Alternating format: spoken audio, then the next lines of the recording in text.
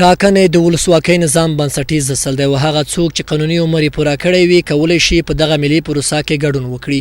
خوست کې دیني علماء رایه اچول د اسلام له نظره مسؤليت بولي او راتلونکي ټاکنو کې د خلکو ګډون مهم بولي. رایه اچول په اسلام کې د خپل مشر په خپله ټاکل د اسلام د نظره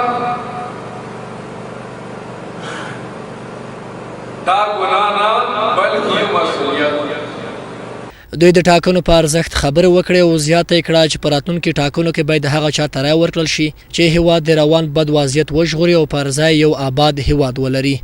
خو کله چې موږ یو مشر ټاکو دا به د قوم قبیلې ژبې او سم تنظیم او بالخصوص د خپلو شخصي ګټو په خاطر باید دې ته رایه بېل نه کړو. راتلونکي ولسمشر د ټاکنې بعد د میزان په شپږمه نېټه په ټول هیواد کې ترسره شي.